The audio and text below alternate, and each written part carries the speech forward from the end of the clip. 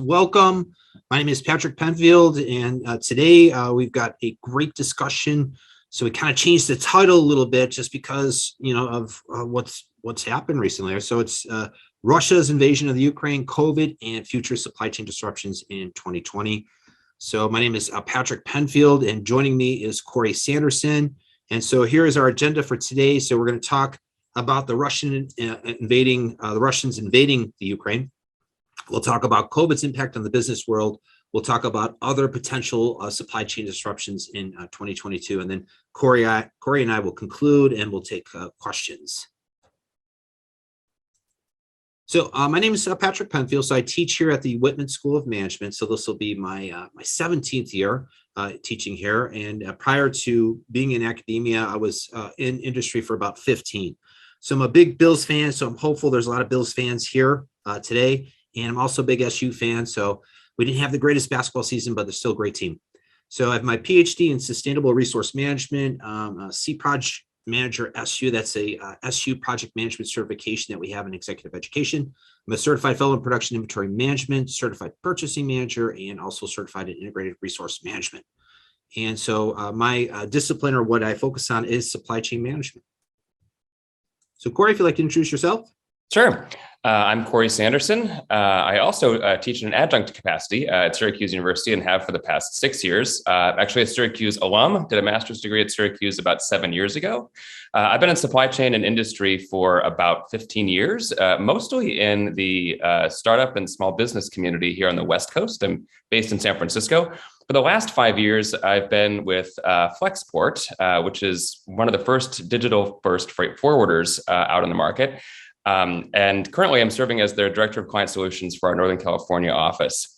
It has been a pretty rollicking ride for the past 2 years in global logistics, as I'm sure many of you know. So my half of our conversation today will really be focused on international transportation and disruptions to the supply chain that we still see ongoing, despite the fact that we wanted 2022 to look significantly different from 2021. And so far, it really hasn't. So I'll hand it back to Pat, and I'll take over from him in a few minutes later on.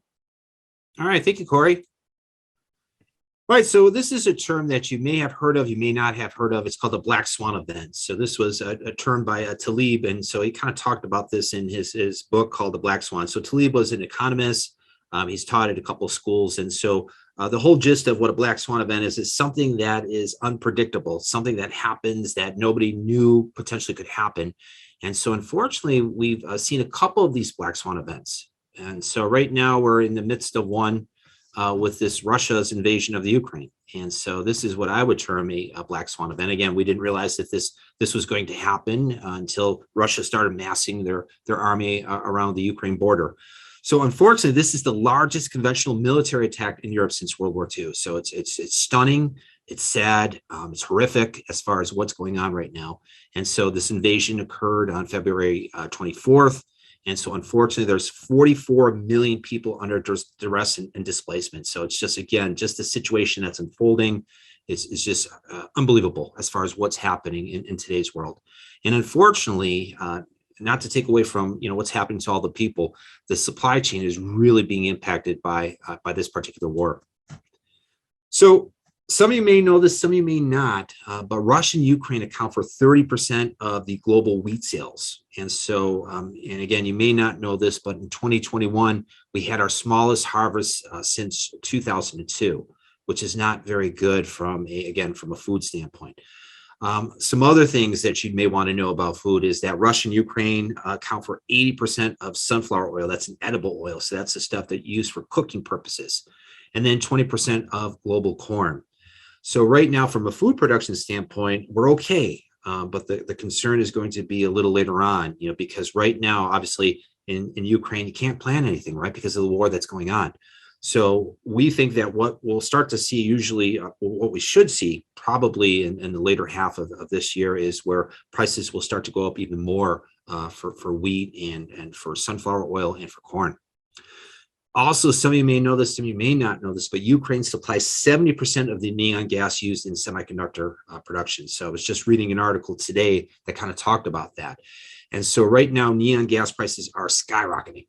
And so the unfortunate thing is that there's not an abundance of supply of neon available. So Ukraine really is the kind of the epicenter of this neon gas production. China can make some, and the United States can make some. The unfortunate thing is both countries don't have the capacity at this time to be able to fill in for all the stuff that's missing from Ukraine as far as neon gas goes. So it's a big concern. It's going to be a big issue. You're going to hear more about this. So we've already had major issues going on with the semiconductor industry, and now this is just going to cause more issues and more problems. So expect to see prices going up and lead times getting extended even more. And then lastly, and this is another issue, is fertilizer, right? So for our farmers around the world, Russia is the second largest exporter of oil and fertilizer in the world. In fact, Russia is known as the gas station to the world. So oil prices are going up and fertilizer prices are going up. And so this is something that you're going to see more of. And unfortunately, it really impacts the supply chain adversely, especially the oil aspect of it, because we use oil in almost every facet of the supply chain. All right, so global recession, we're not sure. I'm going to talk a little bit more about this. And so the unfortunate thing, as this progresses, the invasion, if it keeps going on, then again, we're going to see worse and worse consequences. Unfortunately, the horrific deaths and all the other issues that people are enduring. So from a supply chain standpoint, we're going to see even more disruptions with food, electronics, cars, and prices will increase and will increase. So unfortunately, Russia right now, their economy is in trouble. So obviously the Ukraine economy is in desperate straits. So unfortunately, the rest of the world will see these issues. So my big concern is a global recession because of this Black Swan event. So I'm hopeful that that won't be the case. But unfortunately, this is not a good situation for everyone, especially the folks in the supply chain world. Right. Another thing that's impacting us is COVID's impact on business. So here in New York, we seem to be recovering from it. It seems like the COVID outbreak's gone down, but in other parts of the world, it hasn't. So talk a little bit about that. And so some of you may know this, again, some of you may not. So unfortunately, the coronavirus is the 8th worst pandemic in history. And so you can see we've had almost 5.7 million global deaths. And almost 400 million people have been infected with COVID, which is just crazy when you look at that. So again, you can see the different pandemics through time, the bubonic plague, smallpox, Spanish flu. So this has really been very difficult for a lot of us to adjust to and be able to actually live through. And so the last major pandemic that we saw here in the United States was the Spanish flu. That was through 1918 to 1919. And so I thought this was kind of fascinating just to go back and see what they did and how they actually dealt with the flu at that time.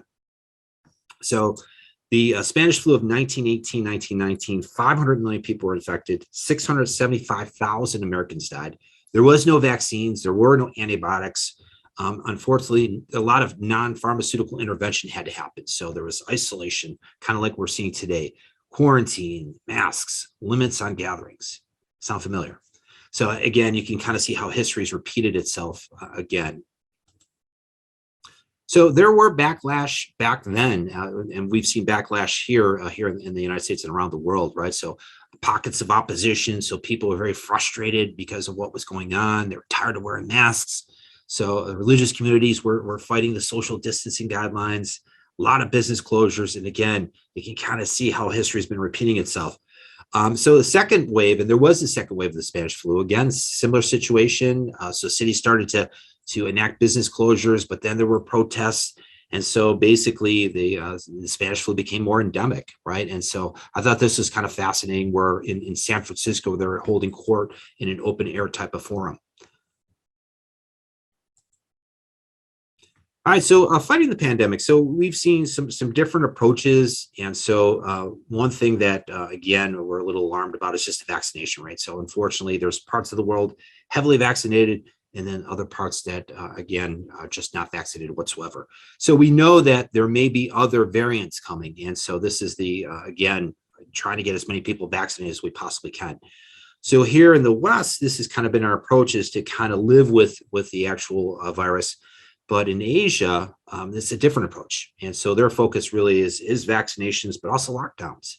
And so unfortunately, right now, China is actually getting hit with some COVID outbreaks. And so they just announced that it was another a 9 million city near Beijing that's being closed down. Hong Kong is being impacted right now. So, their approach is to kind of lock down, everything stops. And so it makes it difficult from commerce to actually happen just because of the lockdowns. So this is, again, just an approach, right? So Vietnam actually tried that approach and realized that they couldn't do that again when the next wave happened. And so they've decided to use the approach that the West is using, is kind of function with the pandemic as much as possible. So another dilemma that we have is the poor countries, right? So next to nothing.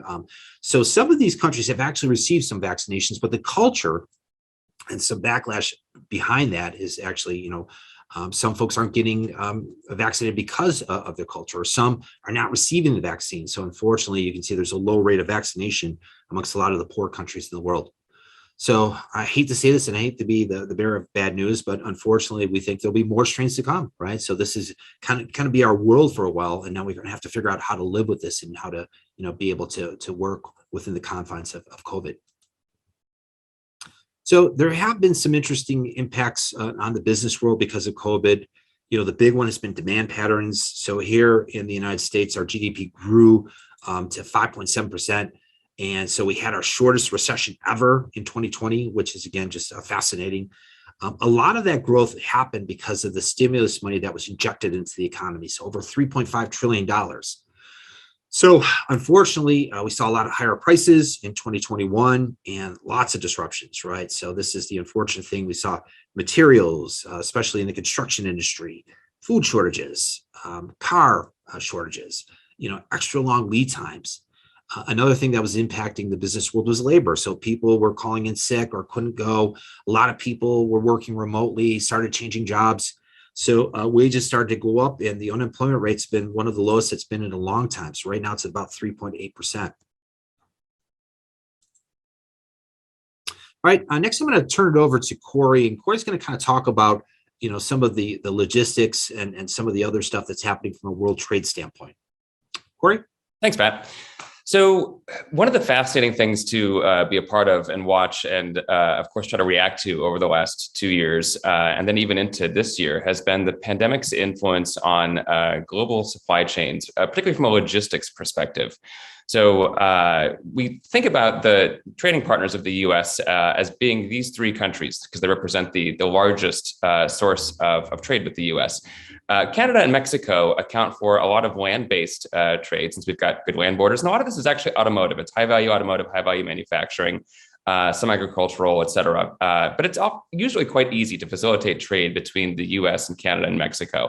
And despite the sort of political ramifications around the USMCA, a lot of people in global trade and a lot of mainstream economists actually think that was an improvement over NAFTA. So trade within North America is really quite fine. It's when we look at trade overseas, where you have to have some kind of sea or air-based connection that has really gotten into a pretty extreme place over the course of 2020 and particularly in 2021. China is still far and away the biggest trading partner with the U.S. In terms of our imports from overseas. We, of course, do substantial amounts of trade with Europe and with many countries in Southeast Asia. China is still the behemoth.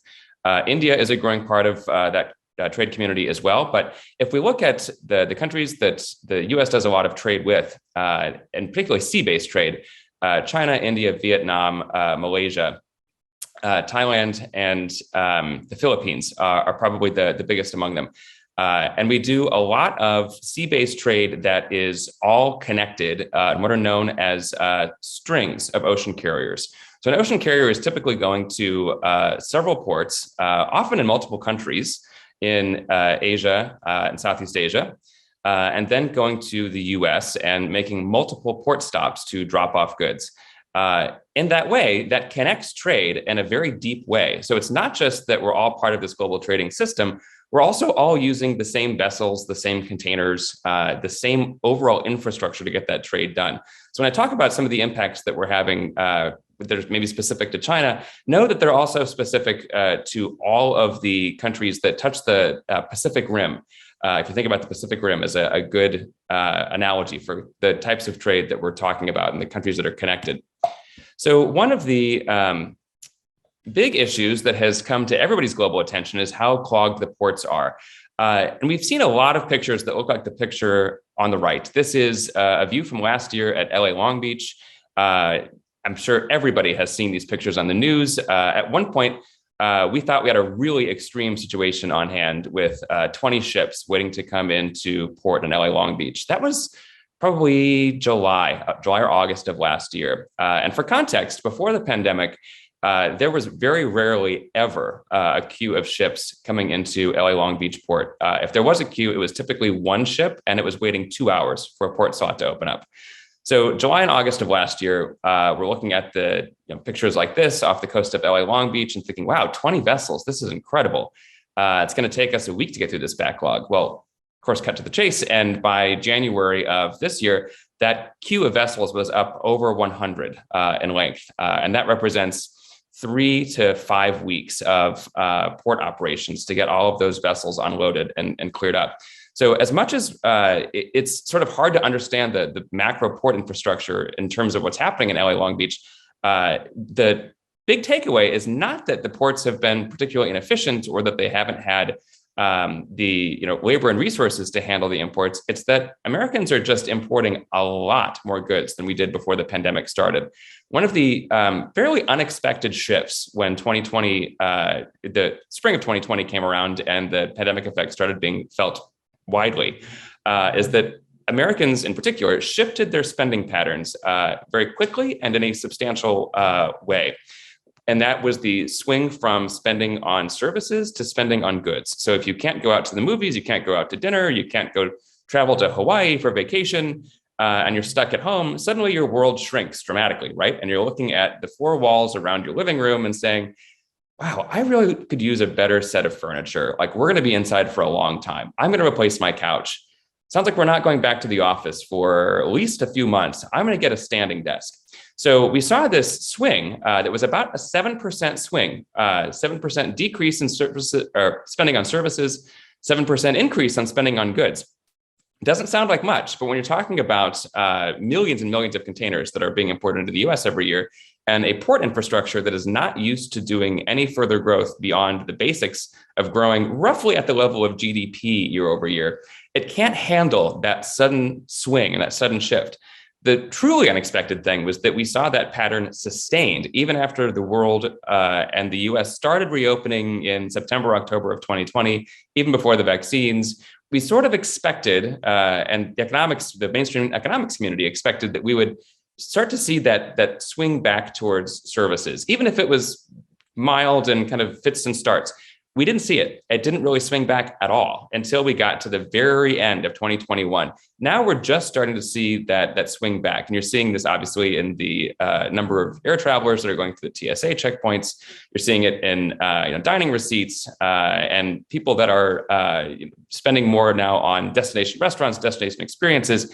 That's back in a way that is very, very new. This is just starting to happen. So that's going to have an overall effect on what's happening in the ports world that I'll get to a bit later. But we're expecting this situation to ease over the course of 2022. It's going to be rough getting there, but we'll get there. For context, we've seen some pretty dramatic impacts on the global supply chain. And I'm going to focus here on the world's 2 largest trade lanes, which are the Trans-Pacific eastbound. So this is everything I just described at the top of our conversation. And the Far East westbound, which is China and Southeast Asia to Europe. So focusing on the Trans-Pacific eastbound, if you were an importer in Los Angeles, importing goods from Shenzhen, China, you'd go through the port of Yantian, which is one of the world's largest and most automated ports in South China, get that container loaded on a vessel, delivered in the port of LA Long Beach. You need a truck on one side, a steamship line in the middle, a truck on the other side. You could do that door to door before the pandemic for probably $2,500 to $3,000. In what we traditionally called peak season, which was around September, October, it might cost you more like $4,500 to $5,000. And the pricing on shipping services is set by the market. So if there's more demand, prices tend to float up to kind of curtail some demand. And then as demand falls, prices fall again. Historically, ocean carriers, because they are a very asset-heavy business, actually have had serious challenges making long-term profits. So in the years running up to our supply chain crisis, post-pandemic or during the pandemic, we actually saw a race to the bottom across ocean carriers. Many ocean carriers were competing with each other for market share. And we would see container rates on that Trans-Pacific trade as low as $600 to $800. And that was as recently as 2016, 2017. As some bankruptcies and mergers happened and those markets consolidated and steamship lines consolidated, we were left with 7 to 8 major carriers and 3 major alliances. And steamship lines operate not quite in a cartel mode. There's anti-competitive hints of anti-competitive behavior, but it's not like OPEC level cartel. But they do, because of the small number of players, have a fairly easy process of not necessarily coordinating pricing, but by being able to quickly follow in each other's leads. And it gets very competitive on a very small market. It's sort of like the big 4 airlines in the US. They're not colluding. It's just very easy for them to compete and to sort of follow each other's behavior. So that's what we started seeing in 2020 as the world looked like we were going to stop importing and we were going to really halt global trade for a few months. Steamship lines sidelined a lot of vessels. They really tried to control capacity to keep prices at least somewhat elevated so they could keep making at least meager profits. As the months of 2020 were on and it became clear that we were going to have to continue global trade and that demand for goods was picking up in the US, you'll remember everything from the great toilet paper shortage to shortage of cleaning supplies. We needed to keep trade moving. So as things picked back up, steamship lines took their idle capacity, put it back on the market, and they started really putting extra supply into the market overall. Over the course of 2020, 2021, what we saw was this dramatic shift in spending from services to goods. And that really drove the demand supply curve in a very sharp direction.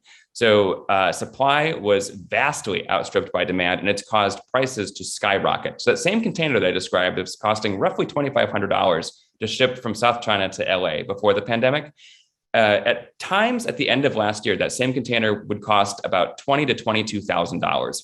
So if you think about the kinds of things that are being shipped in containers, for some businesses, that's okay. If you're an electronics company shipping mobile phones, that's okay. Like you've got a very high value to weight commodity. You can fit millions of dollars worth of electronic devices into a couple of containers.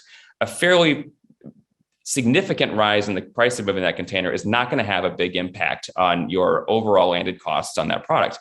However, the largest category of imports by volume, by a wide margin into the US, is furniture and other durable goods. So think appliances, refrigerators, that kind of thing.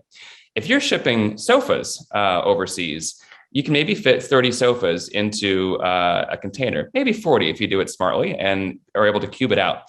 If your costs go up from $2,500 to $25,000, you're now looking at having to pass on or eat $500 plus per sofa for what's in that container. That's exactly what we saw happen. So if you go shopping for furniture right now at any of the discount furniture retailers, you'll find that they actually no longer have $499 sofas. Like we are now starting to see price points begin at that $1,000 mark. And that's exactly why. For certain industries, these high prices are having these really high impacts on their overall landed costs. The other thing that we've seen happen relative to the congestion I've just described is that we've seen our transit times across those 2 major trade lanes absolutely skyrocket. So at the start of this graph, you've got 2019, which is by all means and measures a really normal year in international shipping and logistics. Transit times on the Trans-Pacific eastbound tended to hover somewhere around 45 to 50, 52 days. It was a pretty dependable transit time. If your container was a week late and you were an imports manager, you were pretty annoyed because a week was a long time relative to the standard distribution around those transit times in 2019. When we, of course, had the onset of COVID, things stayed pretty meager and pretty normal until we got to about August. And that's when you see this graph start to take off. So this is when the import demand really skyrocketed, and we had transit times just grow longer and longer and longer as a result of congestion. So there's congestion at terminals on the origin side in Asia. There's congestion at terminals in the destination side in the US and in Europe.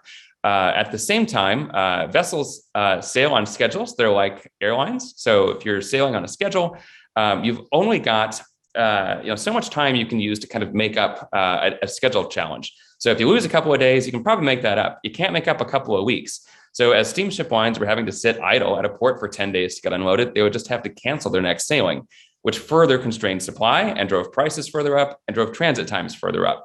So this has been this kind of like up and to the right graph of death we've been living in for the last 2 years. It's now leveling out. If you see at the end of that graph, we've been maintaining a relatively level transit time of about 110 days on both of those major trade lanes. It's expected to slowly start to fall, but we'll be at elevated levels of transit times for a long time. And if you think about the financial implications of this for most businesses, if you go from a 50-day transit time to a 110-day transit time, and you're buying your goods, say on ex-works terms, you've got a lot more financial exposure of your pipeline inventory. And this is affecting a lot of businesses' financial positions. I'll circle back to furniture later on. That's a particularly relevant one at the moment. So consumer confidence, this is the other thing we're seeing waver. I mean, this is a widely cited graph, widely cited U.S. consumer confidence survey. You can see the obvious plunge at the onset of COVID in early 2020, timeline's there at the bottom. Hovers in a pretty low place for quite a while, and it starts to recover at the start of 2021. Obviously, vaccines were coming out. We had a somewhat return to normalcy coming. If you remember all the social media posts, we were looking for a hot vax summer in 2021, and we didn't exactly get it. So Delta variant came along, you saw consumer confidence fall again, and then of course Omicron proceeded after that. That's one of the things that's kept consumer confidence a little low. Now we've got the terrifying Deltacron circulating now. Turns out it's not a major concern, but I think we should have chosen a different name to help consumer confidence. But this is where the consumer confidence index has sort of been sitting. And this is a problem because of the fact that, as Pat alluded to, there's a very real chance we end up in something of a mild recession this year, particularly following some of the moves the Fed is looking to make on interest rates to help control inflation. And what looks like is going to be a particularly unsettling period due to the Russian invasion of Ukraine. So this is something to continue watching. The latest consumer confidence index survey isn't yet available to show what consumer confidence has done relative to the invasion of Ukraine, but I'm expecting to see a mild drop in this. So when we look at supply, as I was saying, like demand is increasing dramatically for durable goods, and we've seen that across the board, not just in business to consumer industries, also in business to business industries. So one of the things that we've had to deal with is the electronic supply chain has been a complete mess, largely due to kind of interrelated but separate influences. So thinking about the COVID restrictions that were in place, particularly in Taiwan, China, Hong Kong, Singapore, those are all major electronics manufacturing hubs. And they have had differing levels of significantly more strict restrictions than the US has had on controlling the virus. That's impacted the ability to actually do production and get chips made. We've also had this challenge that was not dissimilar to what I just described in ocean shipping. Automotive manufacturers and electronics manufacturers thought they would see a huge drop in demand in 2020 because consumer confidence was falling. People were going to be very uncertain about the future. And of course, it turns out that Americans have a time-honored tradition of just shopping when we're uncertain about the future. So instead of dropping dramatically, demand for cars and electronics went up dramatically. And supply chains in the semiconductor industry are particularly long. You're looking at lead times that exceed 6 months in producing an order of semiconductors. This is a real challenge because of the fact that you really put yourself in a deep lag if you're in the bullwhip challenge of this, which I'll circle back to later. We've also seen strong sales growth as retail has returned, and demand for steel products is increasing to historic levels. World steel prices are actually at near all-time highs. That's impacting everything from the manufacture of vehicles to, ironically, the manufacture of shipping containers. Those are getting much more expensive just at the time when we need them most. And we're still facing serious logistics and supply chain issues across the board. I'm going to circle back to that furniture bullet point, though. We're seeing furniture sales slow, and they're actually slowing fairly dramatically. So I actually have several clients at Flexport that are in the furniture space. Many of them are quite large. And over the course of the last 6 months, they've been decreasing their forecasts for 2022 sales incrementally over time. We keep seeing forecasts decrease with each monthly revision, largely because these furniture manufacturers, importers, have realized and are seeing it borne out in the data that people did their furniture shopping last year. 2021 was a boom year for furniture sales. But if you are a homeowner or you are renting a beach house to live out the COVID world, you don't replace your deck chairs twice in 2 years. You don't replace your sofa twice in 2 years. So we saw a big glut of furniture spending. Now we're going to see a big decrease in furniture sales in 2022. And that matters for the global supply chain because of how volumetric furniture and durable goods are. As we start to see the Fed increase the federal funds rate, that's going to increase the cost of mortgages. That's going to slow down housing starts and housing sales. That's going to also decrease the volume that we're seeing of trading in furniture and durable goods. So as that happens, then we will see space open up for other commodities on these trade lanes. And that's going to lower the shipping prices for a lot of people and a lot of importers and make this a more sustainable arrangement and start to bring our shipping costs down, not to where we were pre-COVID. There's a number of reasons that they're not going to go that low. That are relatively complex, but have to do with how vessels are leased and owned. But we could reasonably see trans-Pacific container rates fall back below $10,000 by the end of the year and see a significant clearing of the port congestion on both sides, which would be a real improvement over where we've been for particularly the last year. So when we look at 2022 and our overall outlook, GDP is definitely going to be trending downward. We've got still strong growth, but it's being revised downward, which is in many ways a good thing. We may see a mild recession. It will help slow inflation, help give consumers more confidence. We've got a lot of GDP challenges based upon most of the things that we already talked about. But the interest rate increases are likely to have a nice solid effect on slowing some of this, slowing some of our inflation down. So now look at the potential disruptions of 2022. Pat covered this really well, but we've got the potential for significant supply chain disruptions that are a result not only of new variants, but of governments' reactions to those variants. Hong Kong is a major air hub. And when we look at world air freight, Hong Kong right now, if you haven't caught this news, it's actually not been very widely covered, which is somewhat surprising. I think we've become somewhat inured to COVID restrictions and lockdowns in the international news. But Hong Kong is on the verge of a full lockdown because they've had their largest outbreak yet. And ever since China has been influencing Hong Kong in a much more direct way, China really wants Hong Kong to fully eliminate the virus. They may be on full lockdown, which could dramatically slow the ability to move air cargo through Hong Kong. Already, we're seeing that it's very difficult to get trucking moves done cross-border from China into Hong Kong. That could have a significant impact. And if we see new variants come up in 6 months, there's a handful of countries, China among them, that is still trying to take a zero COVID approach. This becomes highly disruptive to the business community, particularly the importing community. We've also got cybersecurity issues that are a real challenge. I'll get back to those. Geopolitical issues. China and Taiwan have a relationship that is highly likely to be influenced by the outcome of Russia's invasion of Ukraine. We've also got a longshoreman strike coming up and some potential continuing issues with semi-conductors. So I'll try to move through these fairly quickly, but give you a gloss of what we're looking at. Now looks like we have probably gotten past the worst of the Omicron variant, at least in the developed world. We've got fairly highly vaccinated and boosted populations in Western Europe, in the US, in much of Southeast Asia. Somewhat surprisingly, countries like Vietnam actually have excellent vaccination rates.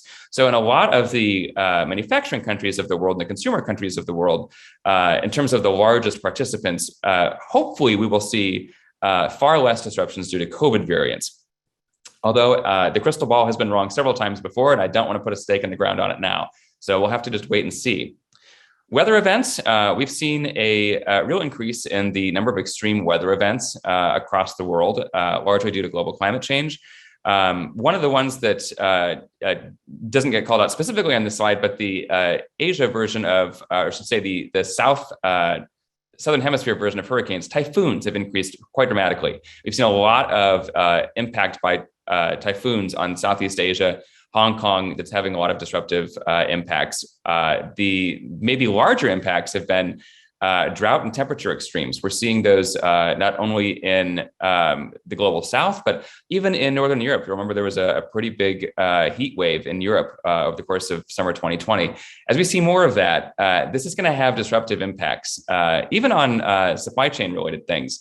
There are certain airports on certain days that have gotten hot enough that airlines have had to cancel flights because of the fact that you need cooler air to get adequate lift to hit the performance envelopes of many aircraft, particularly if they're fully loaded. In some airports, this can be a real challenge. Phoenix, rather famously, had a heat wave that caused a huge wave of canceled flights in, I believe it was 2018. It's very possible that we'll see more of that, particularly in South China and other increasingly hotter, more arid places in the world. Cybercrime. So this is probably the fastest growing form of criminal activity. The world is largely unprepared. So I'll give you a quick supply chain story that is quite topical. One of Flexport's largest competitors, Expeditors International, was hit by a cyber attack about 3 weeks ago. Their entire system was down for 2 weeks plus. Expeditors International is probably the largest, number one or number two largest provider of international freight services globally. And they are a freight forwarder, so they don't own the assets, but they're doing a lot of the coordination, similar to other freight forwarders.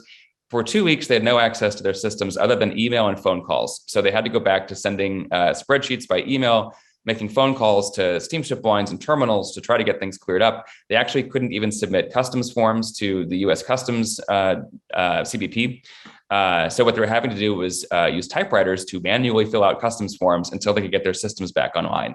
The problem is customs can no longer receive large volumes of typewritten customs entries. So this cybercrime had a massive impact on a company that is very integrated to the global supply chain. The challenge is that even though this disruption was really only a 2-week problem, their systems are up and running for the most part now. A lot of companies that they work with have realized they need to kind of diversify. So they've got other players in the logistics space within their fold as backup. And then the companies in the logistics space in particular, but also in pipeline and other industrial infrastructure areas of the country have realized that they've got to do a lot more to bolster defense against cybercrime. This is becoming an increasingly large threat. I'm going to skip over that one. Geopolitical issues, I mentioned the relationship between China and Taiwan. This is going to be, I think, one of the larger stories we're going to see unfold over the next several years in terms of the global supply chain. Certainly, Russia's attack on Ukraine is going to have an impact on how China thinks about its relationship with Taiwan. Of course, the Western hope is that it will give China some pause on aggressively taking any military action with Taiwan. Taiwan is the world's largest manufacturer of semiconductors. And among kind of those in the know in the semiconductor space, it is the manufacturer of choice of very, very high spec next gen style semiconductors. There are things you can produce in Taiwan that you literally right now cannot produce in China and in the US. This makes it a serious risk because semiconductors are in everything from your car to your computer to your phone to your toaster. So we've got to really think about how this geopolitical situation is going to resolve itself. And there's major concerns around what it could do to the global supply chain. The last kind of major infrastructure risk we see is that there is a potential for a longshoreman strike. 40% of shipping into the US imports comes through the LA and Long Beach ports. There is a longshoremen's union, the ILWU, that controls longshoreman negotiations and activities on the West Coast from LA, Long Beach, inclusive of Oakland, Seattle, and Vancouver. Their contract expires in July. It is renewed every 3 years. It is renegotiated every 3 years. Typically what happens is there is a one-term extension. So we see a significant impact in terms of renegotiations every 6 years. Their last negotiations in 2014-15 became quite contentious, and we had a full-on strike. It took the ports several months to recover, and that was when the ports were not overwhelmed at all. If we have a strike this year, this could mean some pretty devastating impacts. Talking to folks in the industry and that know people both on both sides of the negotiations, it looks like we're going to see a lot of saber rattling in May and June between both sides, but it seems increasingly unlikely that we'll see a full-on strike. There's a lot of political pressure to make sure the supply chain keeps its basically keeps its basis in moving consistently. We don't want to have major port disruptions. No one really wants major port disruptions. Even the longshoremen, despite the fact that they're going to be bargaining hard for a nice pay increase, if they do a strike, all that does is constrain supply, and that then increases prices for the steamship lines, and that's the opposite of what the ILWU wants. They would like to actually be able to capture some of the value that the steamship lines are generating. So we expect them to, as I said, do a lot of saber rattling, probably not result in a true strike. We could see a slowdown in May and June, particularly in LA Long Beach. We'll see. The industry is concerned about this, but kind of not red hot level concerned. And that gives you a sense of where the supply chain is right now in this highly disrupted period of 2020 to 2022. In 2014-15, this was the largest story in the supply chain world on the West Coast. Now it's kind of an also-ran. There's too many other things to worry about in terms of where the global supply chain is at. So the US supply chain is still very stressed. We're still seeing, as I highlighted in that graph, very long lead times, particularly for overseas things that are manufactured overseas.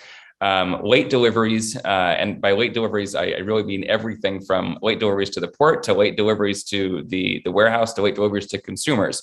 Every step of the supply chain is stressed. We don't have enough truck drivers, we don't have enough trucks, there isn't enough rail capacity, there isn't enough warehouse capacity. We have just taken a dramatic shift in how Americans spend their money. And the infrastructure around the US port system, US supply chain just hasn't had a chance to catch up.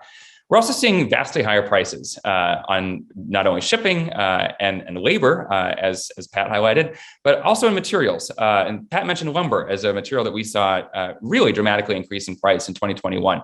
That's now since come down. A lot of lumber is manufactured domestically, and there was a lag between when demand was occurring and the supply was there, because lumber mills take some time to get up and running and get fully up to speed again. We expect that this pattern is going to play out more broadly in a very similar way. So the period of time that looks most like our current period in time is immediately post World War II, where we saw a sustained amount of inflation for a couple of years as the world and the US readjusted to a post-war economy. There were a lot of structural shifts happening. We're seeing the same thing. It drove inflation quite high for about 2 years, and then it really tailed off as the world normalized. We're expecting, broadly speaking, the same thing to happen. The supply chain will start, in all kind of likelihood, will start to normalize towards the second half of 2022. I don't think it's going to look truly normal until 2023, but we've got a world of kind of managing through the backside of this highly disruptive period that we were just working through. And it's probably still going to be another 12 to 18 months until we really feel some normalcy in the supply chain. So I already talked about the bullwhip effect. This has been a problem, particularly in the semiconductor space. It's also a problem in just the overall volume of goods that are coming into our ports, yards, and warehouses as they're filling up with inventory, and companies are trying to react to where consumer demand is. So in conclusion, we are going to see slower growth in 2022, which I think is probably a good thing. It'll help cool off some certain elements of the economy. We're still going to see material and labor and energy prices high and probably still increasing for some time before they start decreasing. Inflation, due to the change in base effects, it could go to double digits for a couple months here, but pretty soon we'll be in higher bases from 2020 to 21. So the year over year inflation numbers will start to look a little cooler. We'll start to see that ease. The federal funds rate will be increased probably 3 to 5 times over the course of this year. That will also help cool inflation. And we'll start to see supply chain costs slow down again and start to decrease in the later half of 2022. So I think the real conclusion here is that it will be a great year for most companies if you can control your costs and stay agile enough to follow and catch on to what's happening in the broader market dynamics of the world economy. And with that, we'll have Pat jump back on here, and we'll take any questions you've got. All right. Great job, Corey. And we've got a couple of questions here. All right. First question I have is from one of our webinar participants. What impact will the building of the semiconductor fabs in Arizona have on the supply chain? Timing, volume of total, range of chips used. Corey, I'm going to hand that off to you. So what impact will the building of the semiconductor fabs in Arizona and other parts of the free world have on the supply chain? Timing, volume of total range of chips used? Yeah. Great question. Thanks, Pat. And thanks, James. I think that, so I'm not an expert in the semiconductor space, but I can speak to kind of the broader dynamics. The semiconductor industry has long lead times on constructing these fabs. So fabs, when they're built, are multi-billion-dollar builds. They tend to take 3 to 5 years. They're sort of like building nuclear facilities. They come with cost overruns routinely because you've got to think about all of these unintended impacts. So they're very expensive, and the fabs that are being built in Arizona and Texas are going to take several years to come online. So I think we're not really going to see any immediate impacts on that.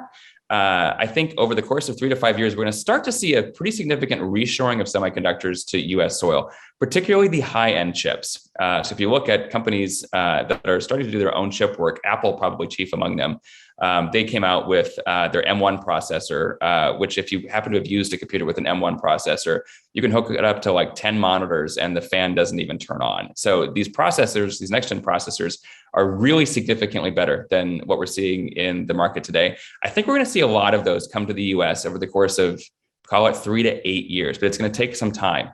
Low-cost semiconductors. So when you look at things like the chips that are used in toasters and smart refrigerators and that kind of thing, I think we're going to see those remaining overseas. Those are fairly low technology. It's a fairly old technology. It's easily replicable if, say, we needed to build them for national security reasons in the US at some point in the future. But for the complexity of the global supply chain that is currently involved with where those chips go, since a lot of those are going to goods that are already manufactured in, say, China or Vietnam, we're probably going to see the lower end chips stay overseas. Okay. Yeah. So yeah, I agree. I think the other issue again is just starting up here in the United States. So it's going to take some time. I know that Intel had talked about building a factory in Ohio, and actually they have plans. And unfortunately, it's probably about 5 years away as far as seeing that particular facility up and running. But Intel is going to be expanding some of their other campuses and some of their other fab plants. All right. Second question we have from one of our webinar participants. With increased costs, especially for oil, how likely is it for the supply chain to move towards sustainable energy or packaging? All right, I'll take that question. So I absolutely think that we'll start to see some movement there. Usually, anytime oil prices start to skyrocket like they are, there seems to be more of a frenzy towards using more renewable resources. So I'm hopeful that actually this might be the impetus behind really pushing in that direction. However, we are a petroleum-based society, so this is the unfortunate thing. Especially Americans, we don't like that short-term pain of rising prices, right? So I think again, you'll see some increased probably activity towards using more renewable fuels. But I think the short-term issue right now is trying to get enough oil and gas to keep prices somewhat manageable. And so I think that's probably what you'll see. But again, I think that it always is prudent and makes sense. If you can move towards renewable energy sources, I think that's always the best course of action because oil prices always do this. And so if you don't want to be on the high end of the tail there, then if you're using renewable energy sources, it's going to be in your best interest. All right, another question we have is the stock market anticipating your analysis of the supply chain?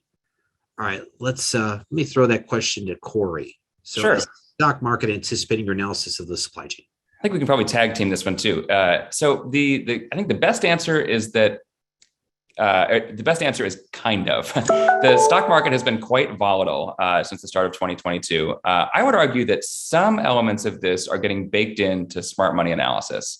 So when we look at the overall trend of the supply chain, that's getting baked in. The costs are going to start coming down.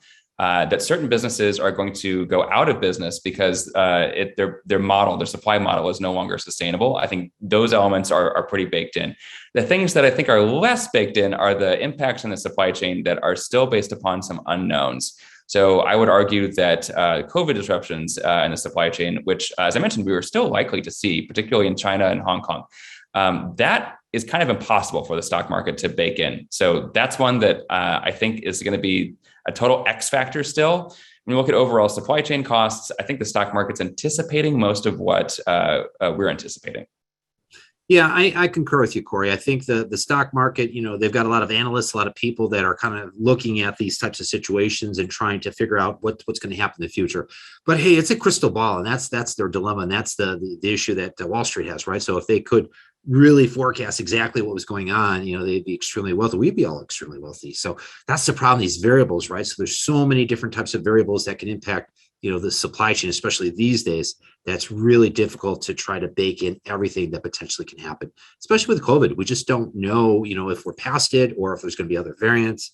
And then again, these geopolitical issues, again, nobody expected some of this stuff to happen. So, this is unfortunate, but these are some of the things that, we have to deal with. And so Wall Street does, I think, to the best of their abilities, try to forecast what's going to happen in the future. All right, I've got another question. Are there alternative ports being considered or expanded to accommodate continued imports, particularly on the West Coast? So that's a good question for me. Yeah. So the short answer is it doesn't really work to expand ports on the West Coast in the short term.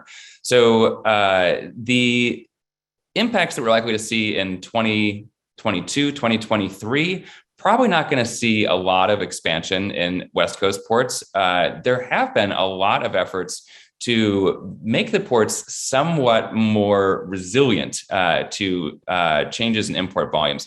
LA Long Beach in particular has actually been processing, as of, I think, December of 2021, 20% more than they were in December of 2019. So they've actually made improvements to the way the ports are laid out. There's been some changes to regulations to allow for higher container stacking, which gets us to a greater density of containers. The ILWU, the Longshoremen's Union, I mentioned earlier, has long since opposed automating ports to preserve jobs.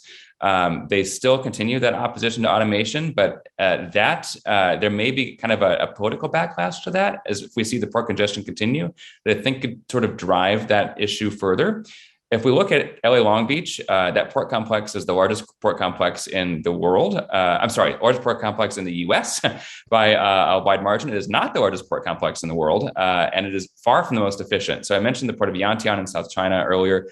That is a highly automated and highly efficient port that can move far more containers per hour than LA Long Beach can. So we've got some catching up to do. There are some things happening to expand yard capacity and some port capacity in Oakland, a little bit up in Seattle, though not much on the West Coast. The thing that's actually changing the most is the East Coast ports, ironically. So with the ILWU strike coming up, a lot of importers are looking to shift some of their volume to East Coast ports because that is actually managed by a different union. There will be some solidarity actions between the two unions, but the East Coast ports will have a different union contract in place. We're not expecting any East Coast port disruptions, but there's actually been a lot of innovation on East Coast ports. So the port of Savannah sticks out to me in particular. Unlike the port of LA Long Beach, where you've got a dozen or more terminal operators across two different port complexes, and of course, lots of individual contracts with steamship lines and those terminals. The port of Savannah is actually run by the state of Georgia. It's one single entity. It is a major port. And you don't have individual terminals with individual contracts. So you've got one entity managing the entire port infrastructure, and it allows for a much higher throughput. And they invested well over $1 billion in improving that port before COVID ever happened. It was about 2018, 2019. And they did a series of improvements that look like on-dock rail for rail transfers, deep dredging so they can take in 15,000 TEU vessels, which are vessels that are actually too large to fit through the old Panama Canal, into the port of Savannah. So Savannah's made some pretty big investments in their port. Charleston, South Carolina has made some big investments in their port. And even when you look specifically to New York, remember about, what was that, Pat, 3 years ago, the raising of the bridge to allow for larger ships to get into the port of Port Elizabeth in New Jersey. That made a big impact on the ability of East Coast ports to take on more volume. So there's some things that are happening on the margins to help with port infrastructure. I think when we look at the major things that need to change in port infrastructure, a lot of it has to do with automation and the rail connections that go to the major inland rail ports of the US. That's been as congested and disrupted as the wet ports themselves on the ocean. Okay, great. Thank you, Corey. All right, I've got another question here. What do you expect the labor market will be later this year and into 2023? How do you expect labor to impact manufacturing and the supply chain later this year and into 2023? All right, so I think that the labor market will continue to be tight for the remainder of this year and also in the beginning of 2023. I think there's some other variables that could impact that, right? If there's another COVID strain, that could impact it.